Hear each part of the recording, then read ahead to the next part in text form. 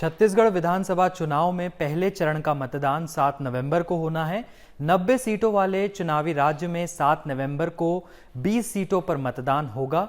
बाकी 70 सीटों पर 17 नवंबर को वोट डाले जाएंगे। नतीजे 3 दिसंबर को जारी होंगे।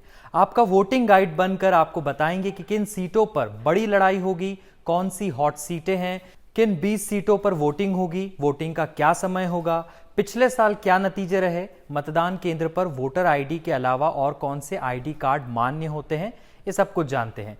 पहले चरण में 20 सीटों पर मतदान हो रहा है। वे नक्सल प्रभावित बस्तर संभाग के 7 जिलों और 4 अन्य जिलों राजनांदगांव, मोहला मानपुर, अंबागढ़ चौकी, कबीरधाम और खैरागढ़ छुई खदान गंडई में फैली हुई है।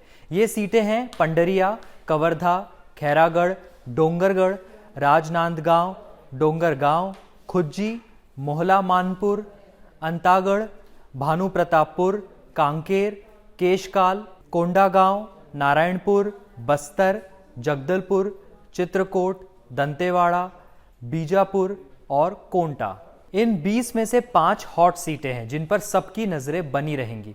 पहले चरण में 25 महिलाएं भी चुनावी मैदान में हैं और टोटल 223 उम्मीदवार शामिल हैं। पहले चरण में राजनांदगांव से पूर्व सीएम रमन सिंह और चित्रकोट से कांग्रेस प्रदेश अध्यक्ष दीपक बैज समेत बीजेपी और कांग्रेस के कई शीर्ष नेता मैदान में हैं। पहली हॉट सीट है राजनांदगांव। यहां से पूर्व सीएम रमन सिंह चुनाव लड़ रहे हैं। 2008 से वो ये सीट जीतते आ रहे हैं। रमन सिंह का मुकाबला कांग्रेस नेता गिरीश देवांगन से होगा, जो राज्य खनिज विकास निगम के अध्यक्ष है।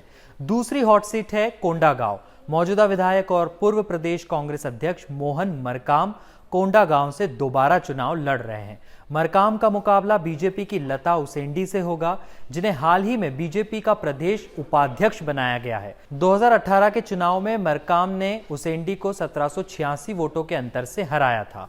तीसरी हॉट सीट है चित्रकोट। इस सीट पर छत्तीसगढ़ कांग्रेस अध्यक्ष और सांसद दीपक बैज बीजेपी नेता विनायक गोयल के खिलाफ चुनाव लड़ रहे हैं। उन्होंने 2013 और 18 में यहां से जीत हासिल की थी। यह आदिवासी बहुल सीट है और कांग्रेस का गढ़ रही है। बीजेपी इस बार जीत दर्ज करने के लिए कोई कसर नहीं छोड़ रही है। चौथी सीट है कोंटा। नक्सल प्रभावित सुकमा जिले में स्थित कोंटा सीट बहुत खास है, क्योंकि यहां से उद्योग और उत्पाद शुल्क मंत्री कवास लखमा चुनाव लड़ रहे हैं। यह इसलिए खास है क्योंकि उन्होंने 1998 से लगातार 5 बार सीट बरकरार रखी है।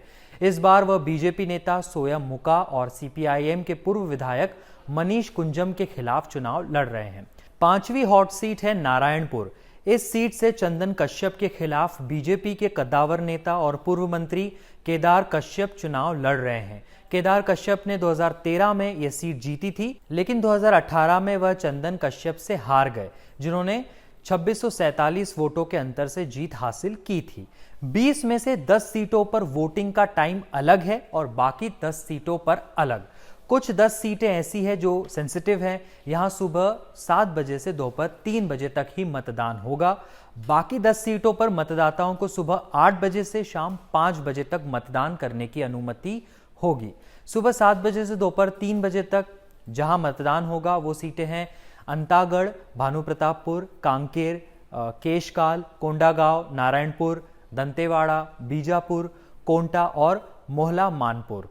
सुबह 8 बजे से शाम 5 बजे तक जहां मतदान होगा वो सीटें हैं बस्तर, जगदलपुर, चित्रकोट, पंडरिया, कवर्धा, खैरागढ़, डोंगरगढ़, राजनांदगांव, डोंगरगांव, खुज्जी। छत्तीसगढ़ में 20 सीटों के लिए कुल 5304 मतदान केंद्र स्थापित किए गए हैं।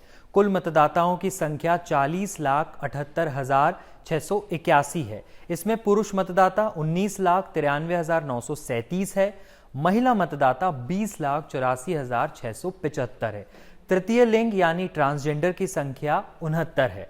मतदान केंद्र पर आप वोटर आईडी कार्ड के अलावा Aadhaar card, MNREGA job card, bank या पोस्ट ऑफिस की passbook, driving licence, PAN card, भारतीय पासपोर्ट जैसी आईडी कार्ड दिखाकर भी वोट दे सकते हैं, बशर्ते आपका नाम मतदाता सूची में होना ही चाहिए। अब आखिर में ये जान लीजिए कि 2018 में हुए विधानसभा चुनाव में कांग्रेस ने 90 में से 71 सीटें जीती थी।